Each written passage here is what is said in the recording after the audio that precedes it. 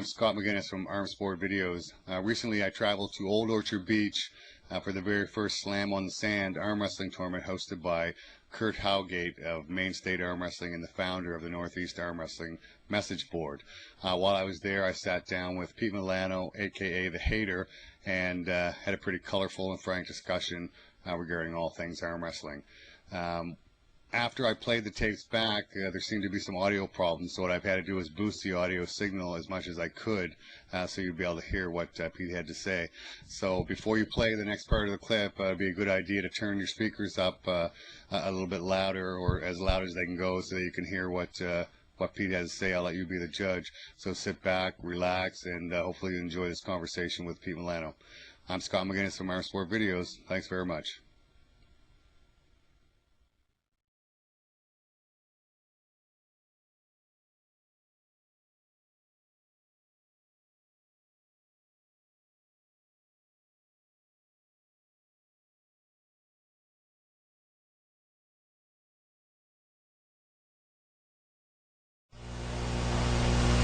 Hi everybody, Scott McGinnis here again with you on Armsport Videos. We're on location at Old Orchard Beach, and this is in focus.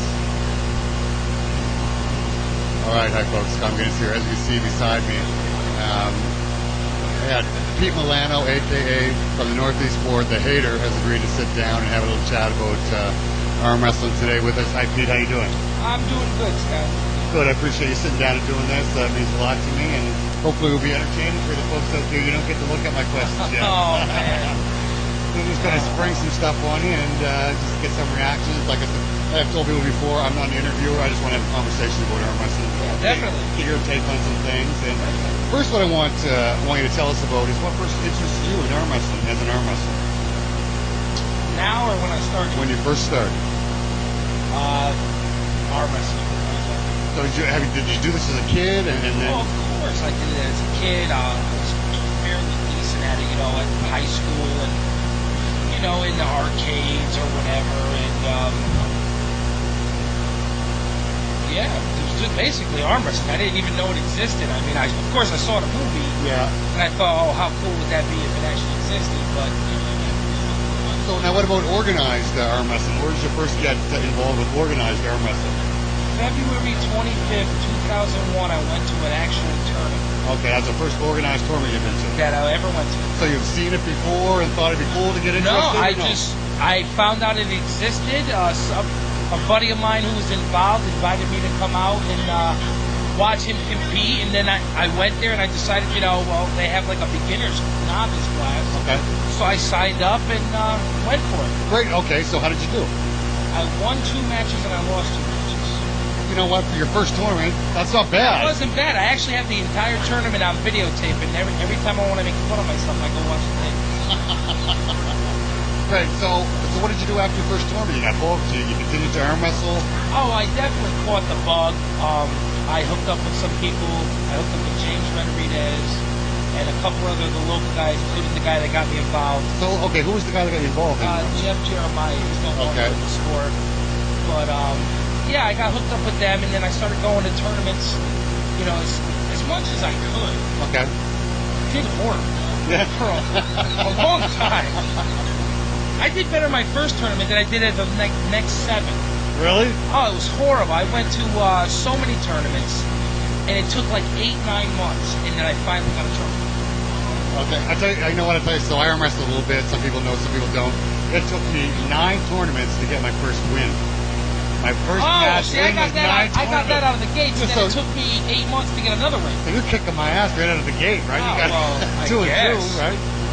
But I mean that's a long time in between successes.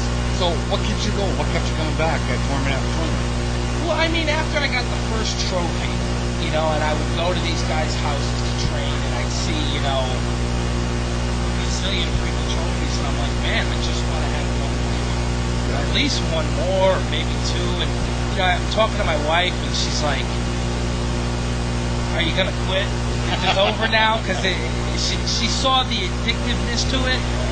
So I said, man, I'll quit if I win a tournament. I win.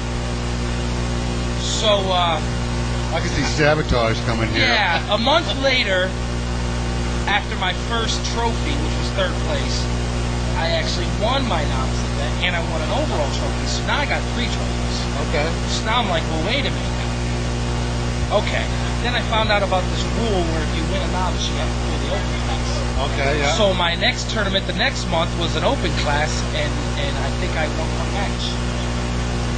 So then I took the winter off, and we trained really hard. And I said, I've either got to, I got to do something. I got to do something because now I want to win an open class. Okay. So I go to my next tournament, which was like in February, and I ended up taking second. And I'm like, okay, now I'm close. So now I've got 3 trophies and a plaque. I was actually having this conversation with somebody on the phone the other day. We're counting down all like when my trophies started. Yeah. And so I'm like, all right, now I got a plaque. All right, now how long is it going to take me to win a tournament? So I think it was July. I ended up winning the New Englands. I took first place and I won the overall.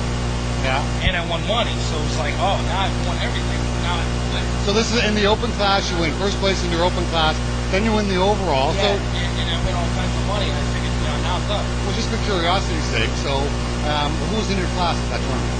Oh, jeez, I know Harry Bean was there, Kurt Howgate was there, Alan Stokey. I mean, it was just numerous guys. There's so many different guys in that class. Okay.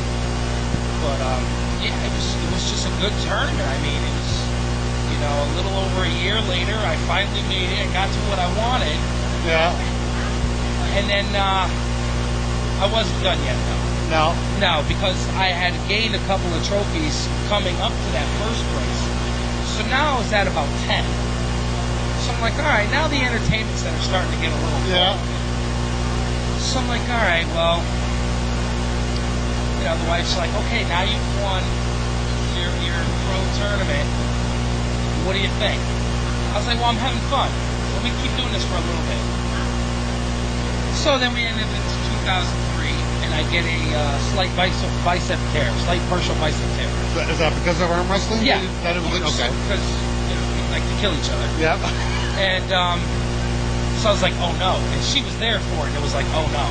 I ended up still winning that day. Right. But it was like, oh, shoot, censored, shoot. Over me. We'll take a time out here. We're right back. All right, folks, we're back again. Just a slight little interruption there. Not a big deal. So sorry to cut you off there, Pete. So continue on. So yeah, I slightly tore my bicep, and it was like I was doing tournament after tournament, week after week. Yeah. I wasn't taking the longer breaks. I was just hitting tournament. And then, I tore my bicep, and I had to kind of take a pause. And then I went to a tournament, and I did horrible. Yeah. Like, I think I took third. I don't even remember my place. It was that bad. And I actually ended up doing better left-handed, which was odd. So that's when I know I have a bad day. I do better left-handed than I do right-handed. Yeah. So we let that heal up, and then we kept plugging away.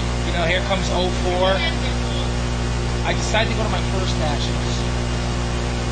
I don't know how many trophies. I got about 30 trophies now. So okay. I don't even care about the trophies anymore. Yeah. Now I'm just in it. So now I'm going to my first nationals, basically for the experience. Right. I know I'm probably not ready, but I just want to go anyway to get it out of my system. Say I've been to one. So I get up to the table, and my first match is Harold Owens, who, just so the general public knows, is the person I idolized in the sport at the time. Okay. He was like my hero. Only because I had seen him beat Jerry Cataract. Jerry Cataract is like the local phenom around here at that time. So it was like, oh my God, Harold Owens is my hero. Yeah. So my first match was Harold Owens, and I'm up there and I'm like, wow.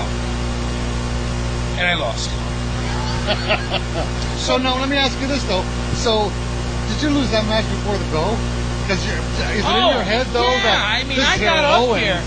Yeah, I'm like, I'll try this and see if it works, but it's Harold Owens. Wow, I got to meet him. Yeah. So I'm like, all right. I'm in the loser's bracket. I'm like, okay, well now let's do something. My next match in the losers bracket was Ron Bath. So I looked over at my coach and I said, well, at least it's been a fun trip. Because there was no way in hell at that time. That's a pretty rough draw. It really is. There was no way in hell at that time was I even close to either one of those guys. So it's like, all right, well, I can't even catch a break in the losers bracket. So now we might as well enjoy ourselves. Yeah, Harold Owens and then Ron Bath. That's a rough day at the draw sheet table. Yeah, I won't complain about the draw. No. So yeah, that was my experience with Nationals. And I'll never be back. And you'll never be back. You'll never go to another Nationals. Why? One, I cannot go to a unified Nationals because fear of my life because of comments towards Leonard Artis. Okay. And then until Karen Bean has a AAA Nationals in Connecticut, I pretty much won't be going to that either. Why does it have to be in Connecticut? Well, because, I mean, I would really like to retire from the sport, so I'm only going to go to things that are kind of easy for me to get to. Okay. And the whole Nationals thing really doesn't appeal to me. Because, I mean, you could become national champ and nobody showed up. Yeah, that is very true. But So I mean, what's the big deal? Who cares? I mean, that is true, but if that's what you trained for, you can't make somebody show up. Well, Scott, I don't even really train anymore. You're not training now at all for arm wrestling. No. We had a practice on Sunday. I might have arm wrestled 7-8 times and then I left. Okay, well now, that brings me into another point I've got here in my notes. So recently, in the last few months, there was, and it was mostly talk from you about how people say I'm not traveling, and so I'm going to start traveling and arm wrestling more. For some rankings respect, I don't know if that's the right term that I'm using or not, but you know what I'm getting at here? Yeah, just for something, because I mean, I don't know, it was like I've beaten so many names in the sport, and it's like I wasn't getting any credit, and at the time I really had a hard on to get some credit for something. I don't know why. I was an idiot for even trying. Okay. But I don't know, I wanted some credit for something, and you know, and I had a challenge match at the beginning of the year. So who was that challenge match? That was with Paul Maiden from England. Okay. You know, and I did that, and then I went out to Denver and I played to the top 4, took 4th in that class that everybody was talking about. And I said to myself, well, geez, if I can't make the list by doing all this, I said, well, what's the point? Yeah. And yes, I ended up making the list. They put me in 10th place, which is fine because I'll get off it faster than I got out, trust me. So, yeah, I mean, I had a little stink for a little while, and yeah, I needed to travel more and get out more, and I did enough traveling. I'm fine. So, then as far as being an active arm wrestler, you're just going to kind of pick and choose, go and have some fun somewhere, and yeah, it's gotten to that point. I mean, when I tore my bicep in 2005, and I tore it completely out of the rotator, I sat around for months trying to figure out, because I had 6 months to heal. I'm like, well, what am I going to do? Right. Needless to say, that's how the NAA started, because I sat around for 6 months and I said, how do you run the best tournament in the world? Oh, well, let's think about it for 6 months and we'll figure it out. Oh, did you see this list beforehand? Because I know I never showed it to you. You're going perfectly in order. Oh, that's what. Well, I don't know if folks are psychotic or psychic or something. I know my whole life, just like I know everything that goes on in arm wrestling, but I won't disclose how I know these things. We're going to get to that later. No, I can't disclose any of that. Well, so let's talk about the promotion side, and then. Well, it was. I'm sitting at home, I'm sitting in front of the computer, and I'm reading the board, and I go to these tournaments, and I can't pull, so I'm able to just talk to everybody, and I'm listening to all these little things that people don't like. Right. And then I'm really paying attention to all the things that people are interested in and they like. And I'm sitting there, and I'm like, well, what if we put all that together? The challenge match thing really hadn't sparked yet. I know Travis was starting to introduce it. Yeah. Everybody saw, the PAL were doing certain things, but, everybody's not getting invited to Europe. We know that. That's right, yeah. So it was like, okay, well, if I can go and get people to get sponsors, to sponsor them, or put up their own money, either or, it doesn't matter, and just go against their rival and find interesting matchups and showcase that throughout the day at a regular event. So then I started thinking about it more, and I ended up coming up with this entire formula where everything has a time slot and everything runs according to that time. So you run your whole tournament based on the clock? Yeah. Okay. Did it work? 4 times in a row. It worked 4 times in a row. Actually, I ended early 4 times in a row. Okay, so correct me if I'm wrong. So this is how the NAA was born. Yes? Yeah. So this was you and James Rederitas. Yeah. Okay. So He agreed. I said, listen, I'm not going to do this by myself. You got to help me. okay. Because there were certain things I didn't know about getting a tournament together. So I said, all right, well, I need you. So he went along for the ride, and for the craziest tournaments that people have ever seen. Okay, so it was successful and everything is working for you, and you guys are obviously liking what you're doing, and the arm wrestlers and people are liking what you're doing. So what happened? I know James ended up moving away. Yeah, or he was moving away.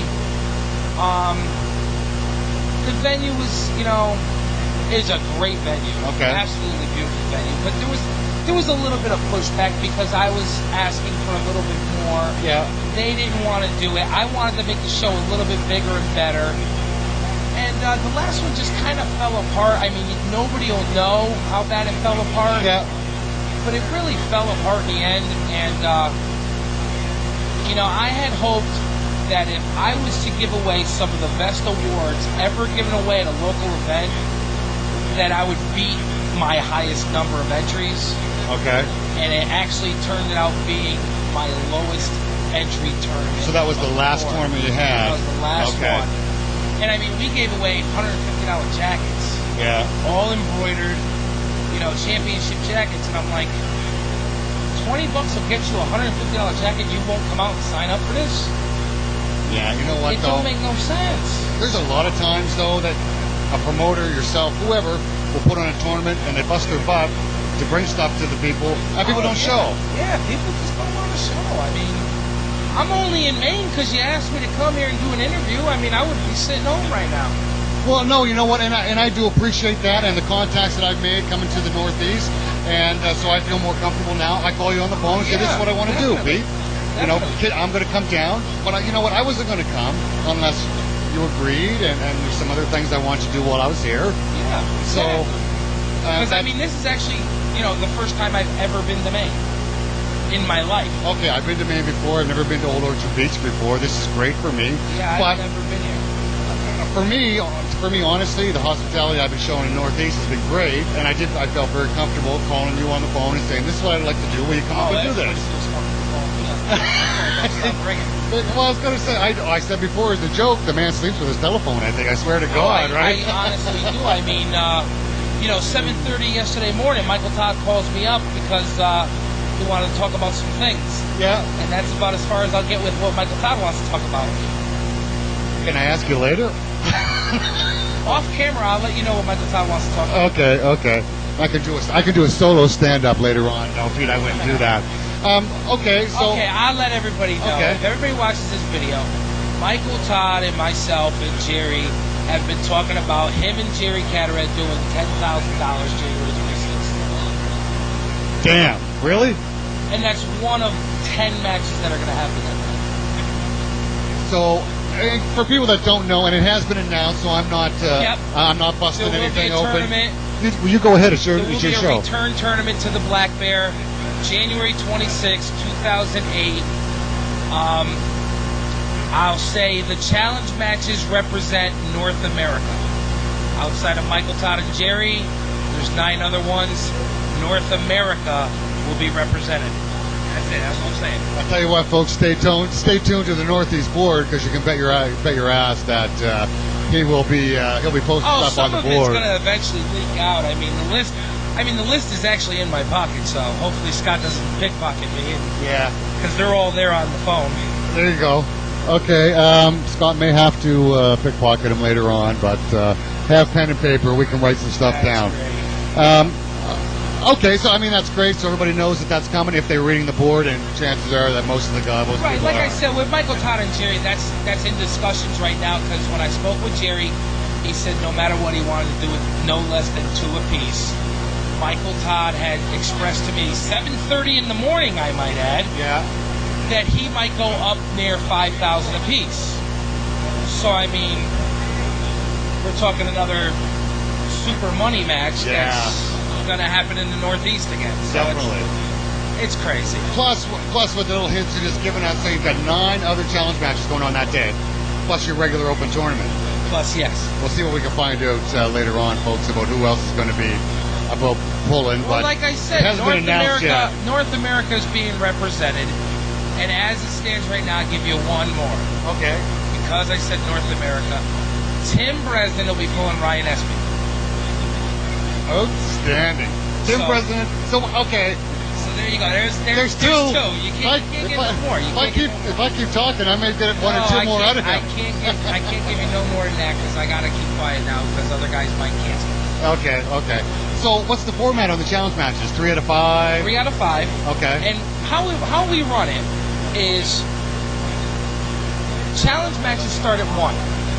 It takes approximately 45 to 50 minutes to run 3 challenge matches in a best of 5 format. Okay, so in your best of 5 format, so me and you square off, we have 1 match. Yep. Then the next. Okay, that's what I'm getting at. Yeah. And the break you get in between is the other 2 matches. Okay, I understand. So everybody's properly rested. Right. And it's like I said, it takes about 45, 50 minutes. And then at 2 o'clock, I start with the open left hand. Okay.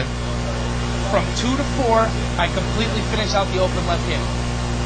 Okay. Which is crazy, because how does he know he's going to finish at 4 o'clock? Yeah. I always have. Well, so when you came up with this formula, how did you know it's going to work? That you're going to be finished by this time? Well, you got to try it once. Okay. And it worked every time after that. Okay. You know, I mean, I had this conversation with Gary Roberts. He said, he had said that he remembered me saying I ran according to a time schedule. Yeah. And at the last tournament, I actually showed him the time schedule. And he looked at his watch and he said, "Oh my God!" And everything is bang on and everything. Okay. Okay, so what convinced you to put on another tournament? First of all, is this you and James Rodriguez again, or? No, it's myself and Christian Vinny, and Christian Vinny is the reason why I'm doing another tournament. Christian talking you into it, or? Yes. There's a hesitation there. Christian wanted to put on another event, or? Yes. Okay. And he harassed me for 3 weeks. Okay. Because he just wanted to do a tournament. So I finally agreed. So, but you finally agreed, but by the sounds of it. Well, yeah, it's funny because I talk to so many people, and I always hear these matches, like the Jerry Michael Todd match. Yeah. Came from when I was in Denver. Okay. You know, Jerry and Michael Todd met up in Denver. They were the top 2 guys, and Michael Todd walked off the stage after losing to Jerry and told me to my face, "Set it up." Really? So I just kept it in my mind. Okay. And I said, maybe somewhere down the road we'll put it on at someone's tournament. Because if you've noticed, at tournaments there have been sporadic challenge matches. Yes. I've helped set up most of those. Okay. So I always have in my mind or somewhere written down potential matchups. So 1 week after Christian and I agreed to do a tournament, I came up with 10. Okay. In 1 week, you came up with 10. So you've contacted the people? All 20 people. And they were all in agreement with? Everyone has said yes. Great. Now, as you and I both know, I've been around for a few years too, they agree. So do you actually expect all 10 matches to go off, or do you expect a couple guys to back off? I because there are some, circumstances that may come up with the NAL tournament, the Kansas City ROTN tournament. And I pay attention to tournaments like that because if something does tweak it a little bit, I can pull one guy out and put another guy in and say, "Hey, well, what about you and him?" Okay, yeah. Because you guys didn't get it settled out here, why don't you settle it here? Okay. And if you strike while the fire's hot, 9 times out of 10 you get a yes. Well, and if you're struck by the fire's hot, that's what the people want to see as well. Oh, of so course, which helps because you. it's fresh in everybody's mind. Yeah, That's exactly. another reason why I'm not announcing all the challenge matches right now, because if I announce them now, it's August. Yes. by the time everybody's opening up presents, they're not going to know who's arm wrestling in January. No, and they're not going to care. Exactly. And they're not going to care. So I'll announce them, quickly October 1st. Okay. Then I'll have pretty much all the confirmations solid. Yeah. And then, November we'll mention it again. December I'll do a poll. And then January we'll see who shows up. Okay, so since Christian harassed you Yes. for the 3 weeks to put this on, why did you end up agreeing? Why did you think this time it's going to work again? Because I love him and I was getting tired of being harassed. But Plus, it's so easy. It is so easy. I mean, the first one was rough. yeah, The second one was not so rough. The third and fourth one, I could do it with my eyes closed. So it was like, okay. it's okay. So